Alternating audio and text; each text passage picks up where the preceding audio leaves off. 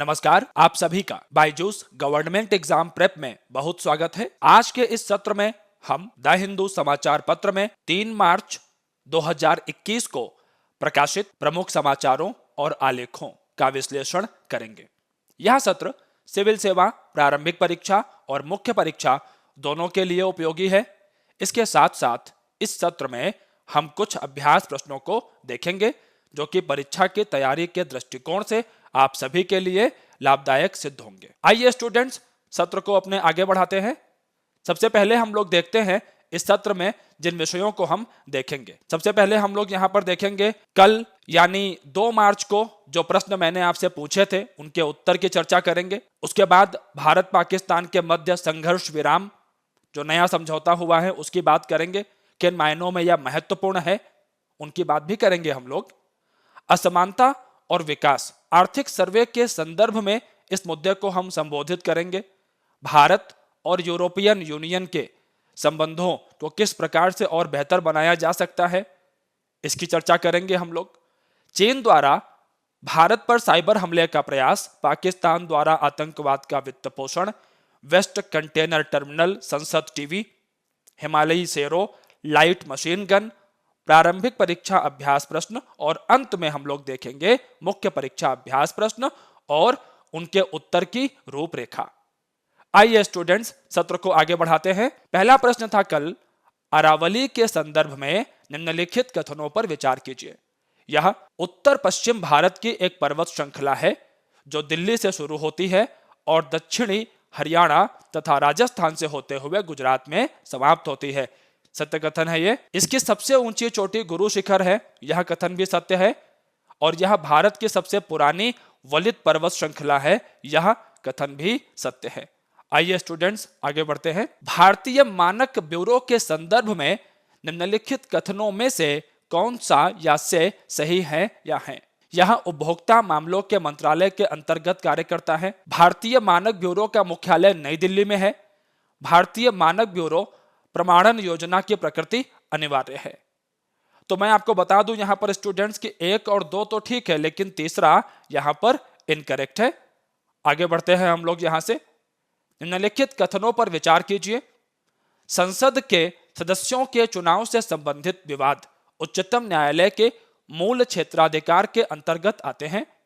Lame duck सत्र का आयोजन नए सदस्यों के चुनाव के बाद लेकिन इनके पदारूढ़ होने से पहले किया जाता है। यहां पर आपको बताना है सत्य कथन कौन सा है। स्टूडेंट्स, मैं आपको यहां बता दूं कि जो पहला वाला कथन है वो गलत है, क्योंकि यह मूल रूप से अगर हम मूल क्षेत्राधिकार की बात करें तो यह मुद्दा संबंधित उच्च न्यायालयों के अंतर्गत जाता है। दूसरा वाला कथन जो है वो सत्य है। आप लोगों को पता होना चाहिए कि लेम डक क्या होते हैं।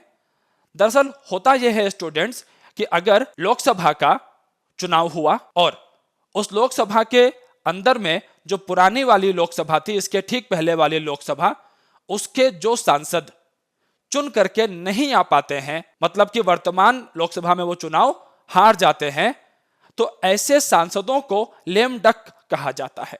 और इनका एक सत्र होता है। यह एक जो सत्र होता है ये नई जो लोकसभा के सांसद हैं उनके पदारूढ़ होने से पहले होता है। तो ये होता है लेम डक के बारे में ध्यान रखिएगा। अच्छा मुद्दे उठाइए, आगे बढ़ते हैं।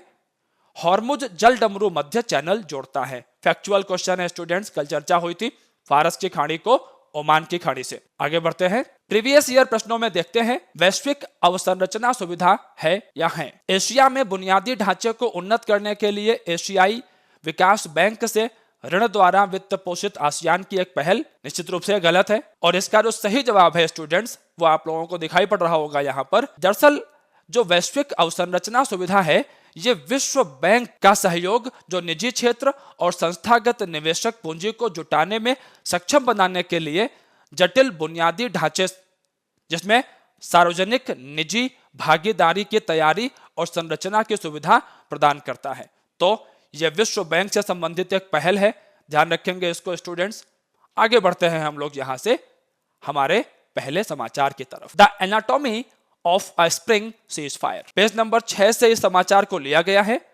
GS2 IR के साथ में इसका संबंध है, इंटरनेशनल रिलेशंस के साथ में। और आइए देखते हैं जरा इसको। भारत और पाकिस्तान के मध्य वसंत के समय में किए गए संघर्ष विराम का महत्व। स्टूडेंट्स, यहां पर आपको यह बिंदु ध्यान में रखना चाहिए कि जब पहाड़ों पर बर्फ पिघलती है तो पाकिस्तान के द्वारा संघर्ष विराम का उल्लंघन बहुत ज्यादा किया जाता है, और इसके पीछे का जो एक मुख्य कारण बताया जाता है वह कारण बताया जाता है कि जो उग्रवादी हैं उनको किसी तरह से कवर फायर देते हुए भारत के अंदर में पहुंचा दिया जाए। तो वसंत के समय में ही संघर्ष विराम हुआ है तो निश्चित रूप से महत्वपूर्ण है, क्योंकि इस समय ये घटनाएं बढ़ जाती हैं। यहां पर लेखक ने एक मुद्दा यह भी उठाया कि पुराने संघर्ष विराम की तुलना में यह संघर्ष विराम दो मोर्चों पर, पूर्वी मोर्चा और पश्चिमी मोर्चा पर तनाव की संभावना को कम करने पर बल देता है। जरा आइए देखते हैं इसको एक मानचित्र की मदद से। स्टूडेंट्स, हम सभी ने इस बात को देखा है कि हमारे पश्चिमी मोर्चे पर पाकिस्तान के जो साथ संबंध रहे हैं वो बहुत बेहतर नहीं रहे हैं, लेकिन हालिया दिनों में हमने इस बात को भी देखा कि जो हमारा पूर्वी क्षेत्र है और इस पूर्वी क्षेत्र के अंदर में चीन के साथ में जो हमारी सीमा है, चाहे वो अरुणाचल का क्षेत्र हो, चाहे वो उत्तराखंड के क्षेत्र हो, चाहे वो लद्दाख का क्षेत्र हो, सिक्किम वाला क्षेत्र हो, और खास तौर पर यहाँ पर लद्दाख और अरुणाचल और सिक्किम के क्षेत्र में हमें चीन के साथ में तनाव का सामना करना पड़ा है। अब यहां से यह प्रश्न उठता हुआ दिखाई पड़ रहा था कि क्या भारत पूर्वी और पश्चिमी दोनों मोर्चों पर तनाव का सामना कर सकता है, और ऐसे में लेखक ने अपने विचार हमारे सामने रखे हैं। आइए उन विचारों को देखते हैं। हालिया संदर्भों में पाकिस्तान के थल सेना प्रमुख कमर जावेद बाजवा के द्वारा कहा गया था कि अब समय आ गया है कि हर दिशा में शांति के हाथ फैलाए जाए। लगभग उसी समय भारत के थल सेना प्रमुख मनोज मुकुंद नरवणे के द्वारा कहा गया था कि सीमाओं पर संघर्ष किसी की मदद नहीं करता है। इन्हीं सबके बीच में भारत ने पाकिस्तान के प्रधानमंत्री इमरान खान की श्रीलंका यात्रा के समय उनके हवाई जहाज को भारतीय हवाई क्षेत्र का प्रयोग करने की अनुमति दी थी। वर्तमान उदाहरण इस बात का संकेत देते हैं कि परंपरागत रूप से विरोधी रहे दोनों देशों के बीच तनाव कुछ घट रहा है, खास तौर पर 2016 की घटनाओं के बाद से। हालिया संदर्भों की बात करें तो दोनों देशों के director general of military operations ने संयुक्त रूप से इस बात की घोषणा की है कि दोनों देश संघर्ष विराम का पालन करेंगे। अब यहां पर कुछ एक रणनीतिक बिंदु हैं, आइए देखते हैं उन्हें। नई दिल्ली में बैठे हुए नीति निर्माताओं के संदर्भ में यह इसलिए महत्वपूर्ण है क्योंकि ऐसा लग रहा था कि भारत पूर्वी और पश्चिमी दोनों ही मोर्चों पर तनावपूर्ण स्थिति की तरफ बढ़ रहा है, एक तरफ पाकिस्तान और एक तरफ चीन। यह कहने में आसान लग सकता है कि भारत दोनों मोर्चों को संभाल सकता है, लेकिन ना तो यह आसान है और ना ही यह व्यावहारिक है। इस संदर्भ में नई दिल्ली के द्वारा निश्चित रूप से दोनों मोर्चों की समस्या को सुलझाने के लिए प्रयास किए गए हैं, और इसमें निश्चित रूप से भारत को तात्कालिक सफलता मिलती हुई दिखाई देती है। स्टूडेंट्स, आप लोगों के समझने के लिए यहां पर कुछ पुराने घटनाक्रम भी जोड़े गए हैं, जैसे कराची समझौता 1949 में हुआ, भारत और पाकिस्तान के मध्य एक प्रकार का संघर्ष विराम, और यह संघर्ष विराम संयुक्त राष्ट्र संघ की मदद से हुआ था। और इसी समय cease fire line CFL cease fire line का निर्माण किया गया।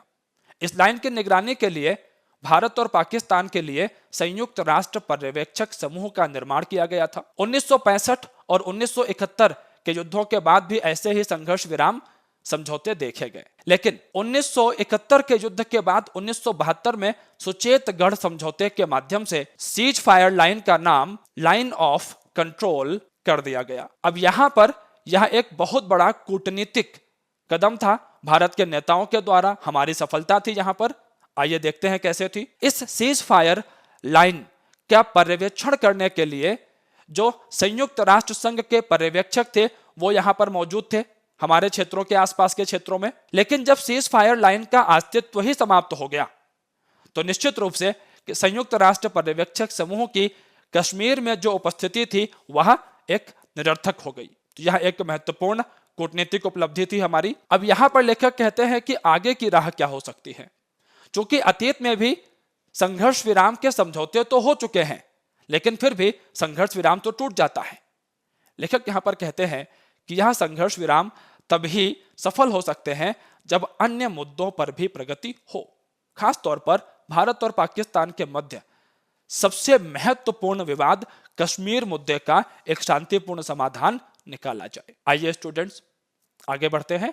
The survey as policy with ideological overtones, page number 6 GS3 और इकोनॉमी के साथ में इसका संबंध है।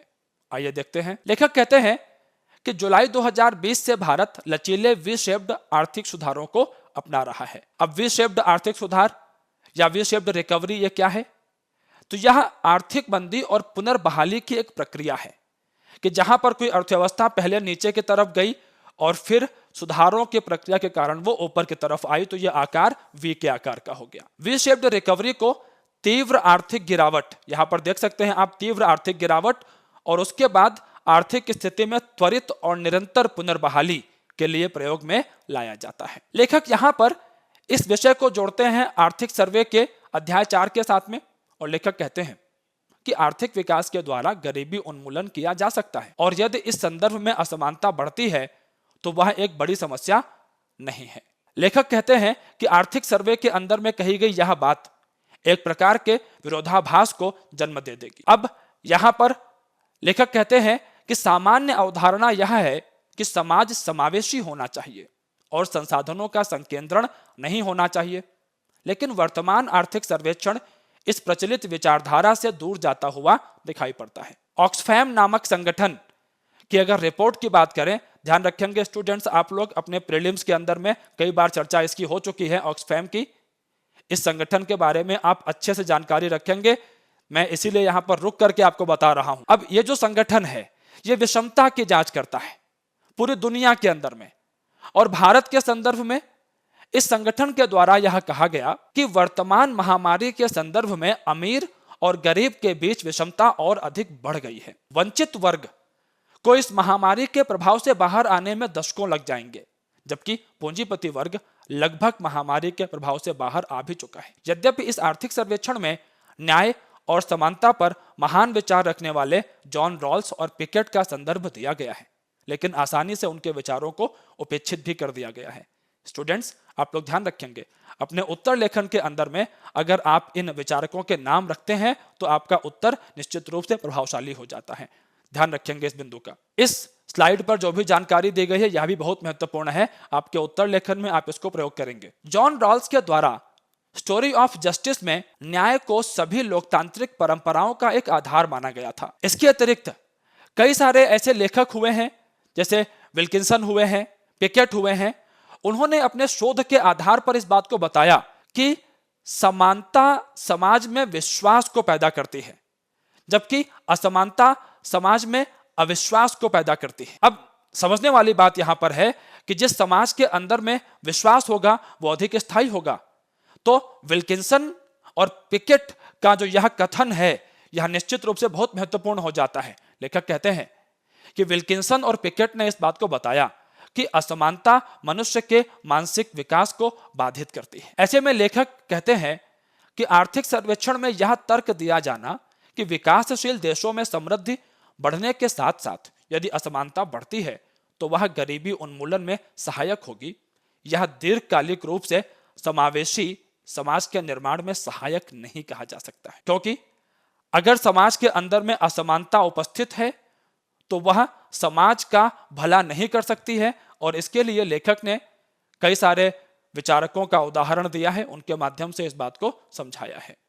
आइए स्टूडेंट्स हम लोग आगे बढ़ते हैं यहां से। रिकैलिब्रेटिंग रिलेशंस विद यूरोपियन यूनियन, इस समाचार को पेज नंबर 7 से लिया गया है और इसका संबंध हम लोग GS2 इंटरनेशनल रिलेशंस के साथ में जोड़ सकते हैं।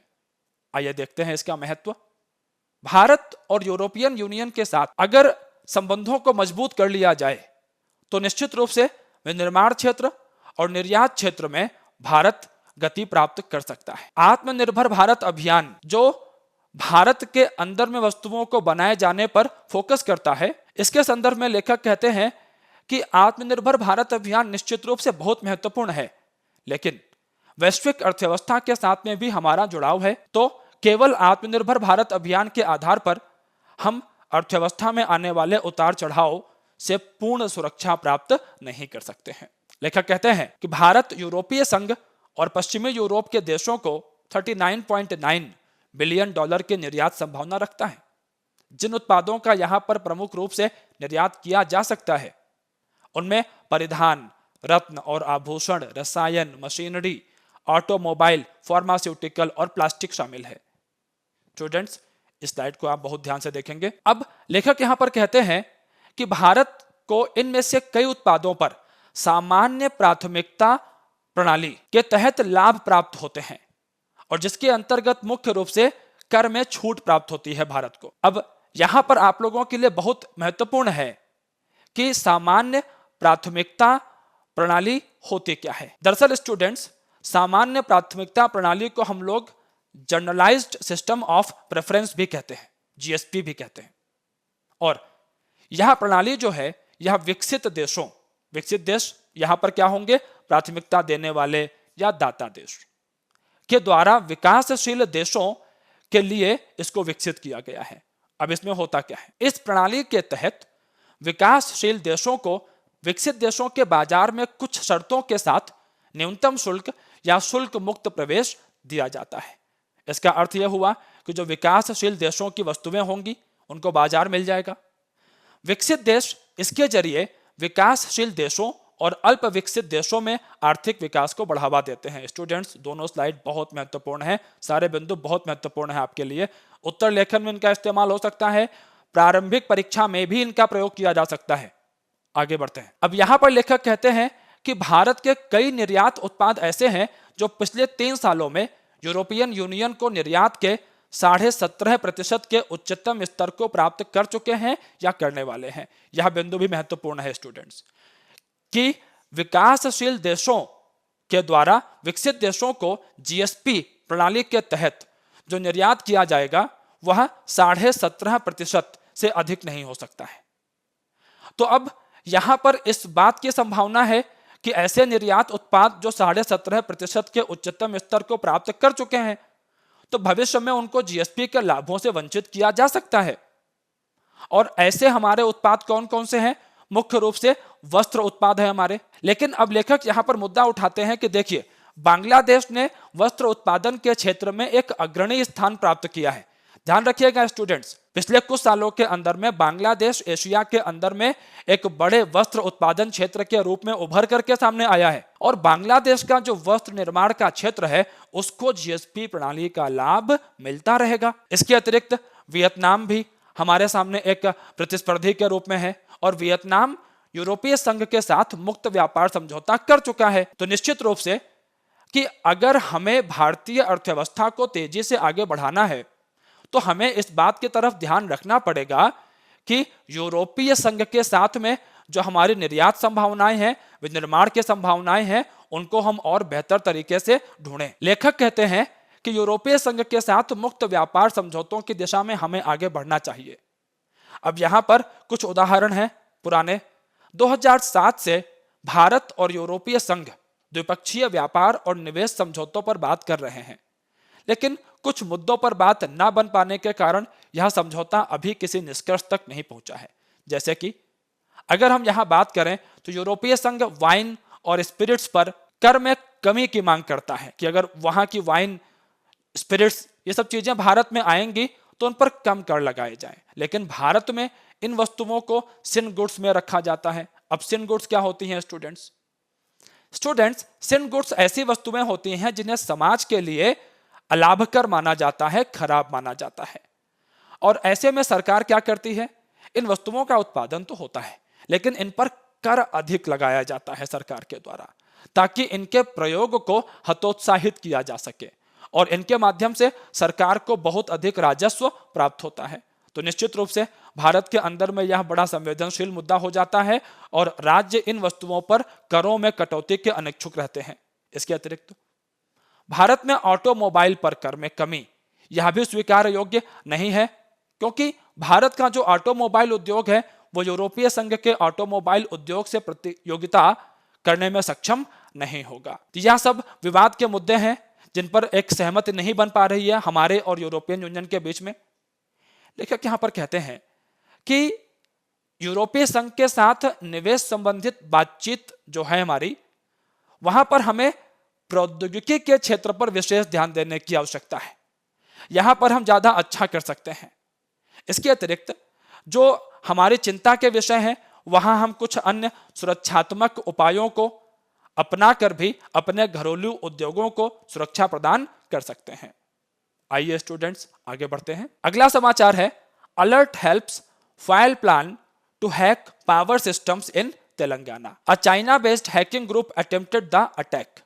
पेज नंबर 8 से इस समाचार को लिया गया है और इसका संबंध GS3 के सिक्योरिटी के खंड के साथ में है। आइए देखते हैं स्टूडेंट्स। समय रहते सूचना मिलने के कारण तेलंगाना राज्य के बिजली विभाग को चीन के संभावित साइबर हमले के द्वारा बचा लिया गया है। चीन के द्वारा भारत के महत्वपूर्ण प्रतिष्ठानों पर लगातार साइबर हमले किए जा रहे हैं या फिर हमला करने के प्रयास किए जा रहे हैं। अब निश्चित रूप से ऐसे में जो भारत के साइबर सुरक्षा संस्थान है, उनका महत्व और उनकी जिम्मेदारी बढ़ जाती है। स्टूडेंट्स, आप इस बिंदु पर ध्यान रखिएगा कि हमने अपने पिछले सत्र में भी इस मुद्दे पर चर्चा की थी कि किस प्रकार से चीन के द्वारा 2020 में मुंबई के अंदर में कुछ हमले किए गए थे, जिस संदर्भ में अमेरिका की साइबर संस्था के द्वारा एक रिपोर्ट जारी की गई थी। तो इसके पहले भी हमने ऐसी घटनाएं देखी हैं जहां पर यह देखने को मिला है कि भारत के बैंकिंग क्षेत्र के अंदर में, भारत के बिजली क्षेत्र के अंदर में और अन्य महत्वपूर्ण प्रतिष्ठानों पर चीन के जो हैकर समूह हैं, उनके द्वारा हमले किए जाते रहे हैं। अब यहां पर निश्चित रूप से जो साइबर सुरक्षा संगठन है, उनका महत्व बढ़ जाता है। आइए देखते हैं। सरकार द्वारा राष्ट्रीय साइबर सुरक्षा नीति 2013 जारी की गई थी, जिसके तहत अति संवेदनशील सूचनाओं के संरक्षण के लिए राष्ट्रीय अति संवेदनशील सूचना अवसंरचना संरक्षण केंद्र NCIIPC का गठन किया गया है। इसके अतिरिक्त साइबर सुरक्षा के खतरों का विश्लेषण करने, अनुमान लगाने और चेतावनी देने के लिए भारतीय कंप्यूटर आपात प्रतिक्रिया टीम को एक नोडल एजेंसी के रूप में गठित किया गया है। तो ये महत्वपूर्ण संस्थाएं हैं स्टूडेंट्स, आपके प्रारंभिक परीक्षा के लिए भी महत्वपूर्ण रहेंगी, तो इन संस्थाओं को आप बहुत ध्यान से देखेंगे। इसके अतिरिक्त देश में साइबर अपराधों से समन्वित और प्रभावी तरीके से निपटने के लिए साइबर स्वच्छता केंद्र भी स्थापित किया गया है। यह इलेक्ट्रॉनिक्स एवं सूचना प्रौद्योगिकी मंत्रालय के तहत भारत सरकार की डिजिटल इंडिया मुहिम का एक हिस्सा है। अब साइबर स्वच्छता केंद्र के माध्यम से भारत के अंदर में जो हानिकारक सॉफ्टवेयर हैं, चाहे वो मेलवेयर हो, चाहे वो ट्रोजन हो या अन्य किसी किस्म के जो है हानिकारक कंप्यूटर प्रोग्राम्स हो, उनके बारे में सूचनाएं जारी की जाती हैं, लोगों को जागरूक किया जाता है और सरकार के द्वारा ऐसे कई एप्लीकेशन बनाए गए हैं जिनके माध्यम से व्यक्ति अपने कंप्यूटर या मोबाइल के अंदर में अगर कोई हानिकारक कंप्यूटर एप्लीकेशन प्रोग्राम है तो उसकी जानकारी प्राप्त कर सकता है और उसे हटा सकता है। आइए आगे बढ़ते हैं। Pak has given pension to terrorists says India. अब स्टूडेंट्स, इस कथन का, इस संदर्भ को आपको जो है समझना चाहिए। यहां पर इस समाचार को पेज नंबर 10 से लिया गया है। GS2 IR के साथ में इसका संबंध है। आइए स्टूडेंट्स देखते हैं। भारत ने हाल ही में मानवाधिकार परिषद के 46वें सत्र में अपने जवाब देने के अधिकार का प्रयोग करते हुए यह स्पष्ट किया कि इस्लामिक सहयोग संगठन जैसी संस्थाओं को भारत के आंतरिक मामलों के बारे में टिप्पणी करने से पहले विचार करना चाहिए। और भारत ने इस बात को दोहराया भी कि कश्मीर भारत का अभिन्न अंग है और इस संदर्भ में किसी अन्य संगठन के द्वारा, किसी अन्य क्षेत्र के द्वारा अगर हस्तक्षेप करने का प्रयास किया जाएगा तो भारत इसका कठोर विरोध करेगा और किसी क्षेत्र को, किसी देश को ऐसा करना भी नहीं चाहिए। जो हालिया संदर्भ है यह इस्लामिक सहयोग संगठन से जुड़ा हुआ है, जिन्होंने कश्मीर से संबंधित मुद्दों पर कुछ विचार व्यक्त किए थे। भारत ने यहां पर कहा कि पाकिस्तान के द्वारा आतंकवादियों को पेंशन तक मुहैया करवाई जाती है। पाकिस्तान में जिस तरह से हिंदू, सिख और ईसाई अल्पसंख्यकों की संख्या आजादी के बाद से घटी है, यह चिंता का विषय है। इसके अतिरिक्त भारत ने कहा कि पाकिस्तान में जो अन्य समुदाय हैं जैसे अहमदिया, शिया, पश्तून, सिंधी, बलूच, इनके ऊपर कठोर ईस्ट निंदा कानून के तहत जो कार्यवाहियां की जाती हैं उन्हें मानवाधिकारों के बचाव के संदर्भ में उचित तो नहीं कहा जा सकता है। अब यहाँ पर स्टूडेंट्स आपको यह ध्यान रखने की आवश्यकता है कि पाकिस्तान के अंदर में यहाँ पर विशेष रूप से आप ध्यान रखिए अहमदिया समुदाय को। अहमदिया समुदाय मुस्लिम समुदाय का ही एक हिस्सा है। भारत में भी इनकी एक ठीक ठाक आबादी है, हमारे पश्चिम के क्षेत्रों में, गुजरात में, राजस्थान में। लेकिन पाकिस्तान के अंदर में जो अहमदिया मुसलमान हैं, इन्हें सामान्य नागरिक अधिकार तक प्राप्त नहीं है। बात बात पर इनकी हत्याएं कर दी जाती हैं। यहां तक कि संविधान के अंदर में संशोधन करके पाकिस्तान के अंदर में अहमदिया समुदाय के लोगों को विशेष पदों से वंचित कर दिया गया है।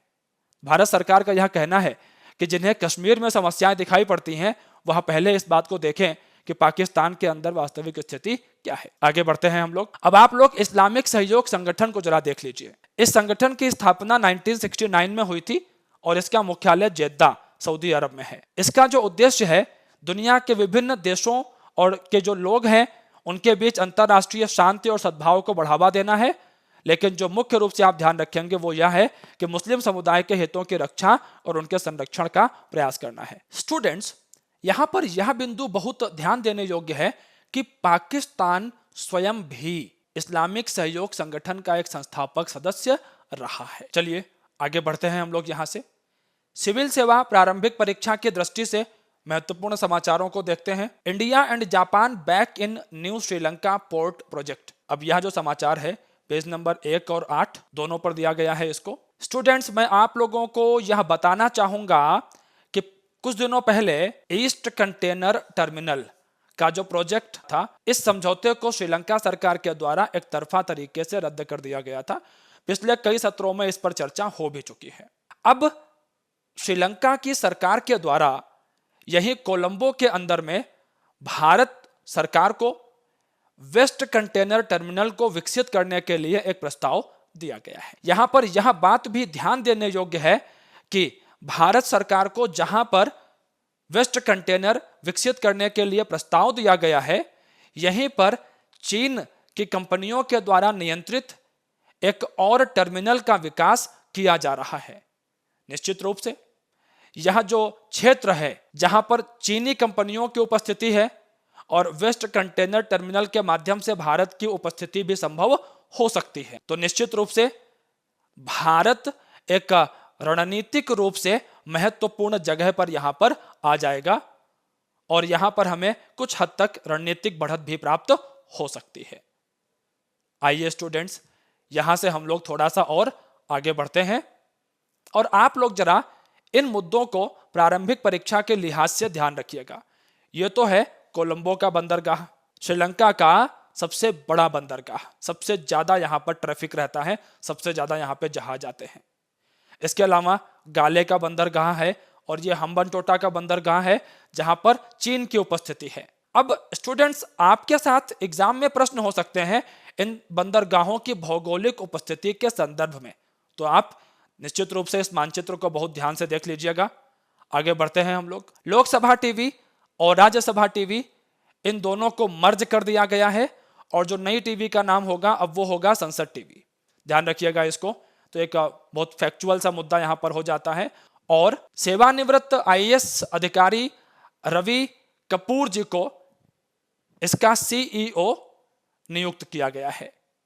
आइए स्टूडेंट्स, आगे बढ़ते हैं हम लोग यहां से। हिमालयन शेरो स्पॉटेड इन असम। मानस जो टाइगर रिजर्व है असम के अंदर में, वहां पर इस कुत्ते नुमा प्रजाति को देखा गया है। कई सारी अन्य प्रजातियों के साथ में जो है ये समानता दिखाता है। यह एक किस्म की संकर प्रजाति है जिसे वाइल्ड डॉग या जंगली कुत्ते के रूप में संदर्भित किया जाता है। विशेषज्ञों के द्वारा कहा गया कि मानस टाइगर रिजर्व के अंदर में अगर ये प्रजाति देखी जा रही है तो निश्चित रूप से मानस टाइगर रिजर्व के अंदर में जो पर्यावरण की स्थिति है, जो जैव विविधता की स्थिति है, उसमें सुधार हो रहा है। यह उसका एक प्रतीक है। आइए देखते हैं इस प्रजाति के बारे में। यह बड़े सिर, मोटी गर्दन, छोटे अंग, खच्चर जैसे कान और काले बालों वाला एक मध्यम आकार का स्तनपायी है। ध्यान रखेंगे यहाँ पर बिंदु महत्वपूर्ण स्तनपायी है। ये शाकाहारी होते हैं और मुख्य रूप से पूर्वी, मध्य और पश्चिमी हिमालय के क्षेत्रों में पाए जाते हैं। अब अगर संरक्षण की बात करें हम लोग तो IUCN, अब स्टूडेंट्स आप लोग ध्यान रखेंगे पिछले सत्रों में इन सब संस्थाओं के बारे में बातचीत हुई है हमारी आपकी। तो IUCN की जो रेड लिस्ट है उसके अंदर में सुभेद्य की श्रेणी में इसको रखा गया है। वन्य जीव संरक्षण अधिनियम 1972 की अनुसूची 1 में इसको रखा गया है। तो ये सारे के सारे बिंदु आप लोगों के लिए ध्यान देने योग्य हैं यहां पर हिमालयन शेरों के संदर्भ में। आइए आगे बढ़ते हैं। Army to induct 6000 new light machine guns for front line troops. यहां पर स्टूडेंट्स आप ध्यान रखेंगे कि ये जो नेगेओ लाइट मशीन गन है ये हमने इजराइल से प्राप्त करी हैं और जबलपुर के अंदर में अभी इनका फील्ड ट्रायल किया जाएगा और निश्चित रूप से इनके आने से हमारी सेना की जो क्षमताएं हैं उसमें वृद्धि होगी, इनकी मारक क्षमता भी अधिक है। आइए स्टूडेंट्स आगे बढ़ते हैं हम लोग यहां से। अब देखते हैं प्रारंभिक परीक्षा अभ्यास प्रश्नों को। पहला प्रश्न है आपके सामने, श्रीलंका में हम्बनटोटा बंदरगाह का विकास चीन द्वारा किया गया था। कोलंबो बंदरगाह पर ईस्ट कंटेनर टर्मिनल का विकास भारत और जापान ने किया है। श्रीलंका कोलंबो बंदरगाह पर वेस्ट कंटेनर टर्मिनल के विकास को संयुक्त राज्य अमेरिका को देने का विचार कर रहा है। कथन केवल एक और दो, केवल 2 और 3, 1, 2 और 3। इसका स्क्रीनशॉट आप लोग ले लीजिएगा और उत्तर देने का प्रयास करेंगे आप लोग। इनके उत्तर हम लोग कल बताएंगे आपको। क्वेश्चन नंबर 2 है आपके सामने, निम्नलिखित कथनों में से कौन सा या से सही है या है। संसद की कार्यवाही का सीधा प्रसारण 1980 से किया जा रहा है। सीधा प्रसारण की सुविधा हेतु लोकसभा टीवी और राज्यसभा टीवी को 1989 में शुरू किया गया था। सूर्य प्रकाश समिति की सिफारिशों के आधार पर हाल ही में संसद टीवी में लोकसभा टीवी और राज्यसभा टीवी का विलय कर दिया गया है। विकल्प है केवल 1 और 2, केवल 1 और 3 और अंतिम विकल्प है 1, 2 और 3। आइए आगे बढ़ते हैं। प्रश्न 3 है, नेगेओ लाइट मशीन गन को भारतीय सेना में शामिल किया जा रहा है। इसे किस देश से खरीदा गया है। स्वीडन, इजराइल, रूस, संयुक्त राज्य अमेरिका। आसान सा प्रश्न हो गया है तो स्टूडेंट्स चलिए आगे बढ़ते हैं। निम्नलिखित कथनों में से कौन सा या से सही है या है। हिमालयन सीरो मुख्य भूमि की सीरो की उप प्रजाति है और यह हिमालय की एक स्थानिक प्रजाति है। यह ऊंचाई पर निवास करता है जो आमतौर पर समुद्र तल से 2000 से 4000 मीटर की ऊंचाई पर होता है। मुख्य भूमि की सीरो को IUCN की लाल सूची में सुभेद्य के रूप में और साइट्स की एक संस्था है IUCN की तरह साइट्स भी की अनुसूची 1 में सूचीबद्ध किया गया है। विकल्प है केवल 1 और 2, केवल 1 और 3, 1, 2 और 3। अगला प्रश्न है जो प्रीवियस ईयर क्वेश्चंस हैं वहां से, भारत के डेजर्ट नेशनल पार्क के संदर्भ में निम्नलिखित कथनों में से कौन सा या से सही है। यह 2 जिलों में विस्तारित है। पार्क के अंदर मानव निवास नहीं है। यह ग्रेट इंडियन बस्टर्ड के प्राकृतिक आवासों में से एक है।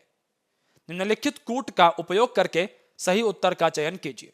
विकल्प है केवल 1 और 2, केवल 2 और 3, केवल 1 और 3, 1, 2 और 3। आइए स्टूडेंट्स हम लोग अब देखते हैं मुख्य परीक्षा अभ्यास प्रश्नों को। पहला प्रश्न है आपके सामने, भारत और पाकिस्तान के मध्य नया संघर्ष विराम समझौता पुराने समझौतों की तुलना में अलग है तथा यह भारत को 2 मोर्चों पर संघर्ष की संभावना से बचाता है। चर्चा कीजिए 250 शब्दों में। रूपरेखा देखते हैं। आप लोग यहां ध्यान रखेंगे, सबसे पहले संघर्ष विराम के महत्व को आप बताएंगे। इसके बाद आप वर्तमान समझौते की पृष्ठभूमि को बताएंगे, फिर पूर्व में किए गए समझौतों का महत्व आप बताएंगे। इसके अतिरिक्त यहां पर बहुत महत्वपूर्ण बिंदु होगा स्टूडेंट्स, भारत के पूर्वी और पश्चिमी मोर्चे पर तनाव की समस्या, इसको भी आप बता देंगे तो एक प्रभावी उत्तर आपका हो जाएगा। और अंत में एक व्यावहारिक समाधान राज्य की सुरक्षा को बढ़ाता है, इस कथन के साथ में आप निष्कर्ष को लिखेंगे। अगला प्रश्न है, यूरोपीय संघ के साथ भारत के मजबूत संबंध भारत के विनिर्माण और निर्यात को बढ़ाने में मदद कर सकते हैं। विश्लेषण कीजिए। 150 शब्द। स्टूडेंट्स उत्तर की संरचना देखते हैं। भूमिका में आप लिखेंगे भारत और यूरोपियन यूनियन के संबंधों का महत्व, और मुख्य भाग में आप लिखेंगे आत्मनिर्भर भारत अभियान और वैश्विक अर्थव्यवस्था, भारत का विनिर्माण और निर्यात क्षेत्र, इसके महत्व को उल्लेखित जरूर कीजिएगा आप लोग, प्रौद्योगिकी और वस्त्र निर्माण का महत्व, और अंत में द्विपक्षीय व्यापार संबंधों के महत्व को उल्लेखित करते हुए और वैश्विक अर्थव्यवस्था के साथ में भारतीय अर्थव्यवस्था के जुड़ाव से क्या क्या लाभ हो सकते हैं, इनको जोड़ करके आप इसका निष्कर्ष लिखिएगा। स्टूडेंट्स, हम आशा करते हैं आज का अंक आप लोगों को पसंद आया होगा। वीडियो अगर पसंद आया है तो आप इसे लाइक कर सकते हैं, शेयर कर सकते हैं, हमारे चैनल को आप सब्सक्राइब कर सकते हैं, बेल आइकन को प्रेस कर देंगे तो आपको सारे नोटिफिकेशंस मिल जाएंगे। सत्र को देखने के लिए आप सभी का बहुत आभार।